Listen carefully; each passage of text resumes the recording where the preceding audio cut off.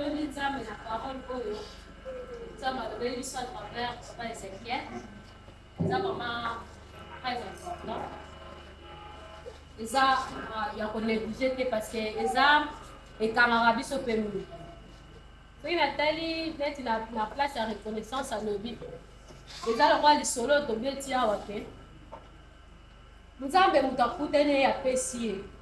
mais la place à reconnaître Nzambe a préféré qu'il a créé Nzambe mosusu fallait azongisa reconnaissance na Nzambe wana or soki akangamaki na Nzambe oyo apesaki liboso mais le passe oyo ekweyeki après elingi ekweyela ye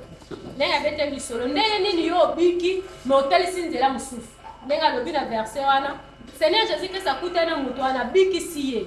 mais ntango azongi tellement azongaki na temple yango azwaki grâce azwa ba instruction pour lobiko wana eumela soki azongaki na temple te lobiko wana azwaki elingaka eumela te po ntango tozalaka na malade baporte nde ezalaka kofongwama oyo ebendaka mipepe wana kati na biso mais na ntango yopusa na présence ya mosala na Nzambe à travers ye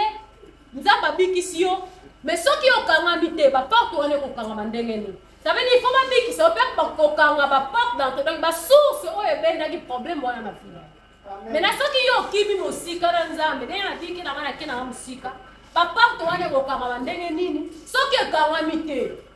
eloko moko te mosumu na Nzambe asali parce que ntango yo korekile makambo nyonso wana ekozo bible ezotalisa biso kutu ke soki babimisi milimo mabe soki ose prépare te diable etanga kotala komona lokola ndako babongisi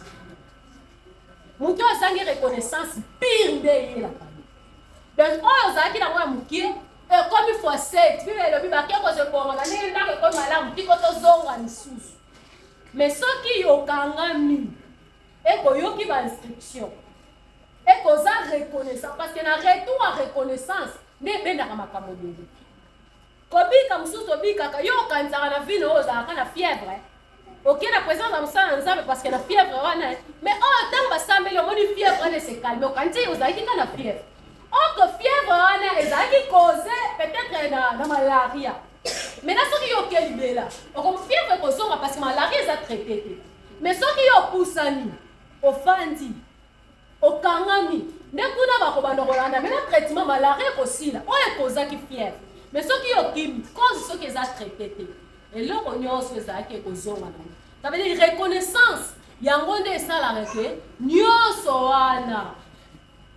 oyo ezala koprovoka ngo ozoyoka ozoyekola oyekoli kosambela monguna oyo aprovokaki eloko wana akokoka soki asaproche nango te parce que à travers okangama oyekoli ndenge akosambela oyekoli ndenge akotelemela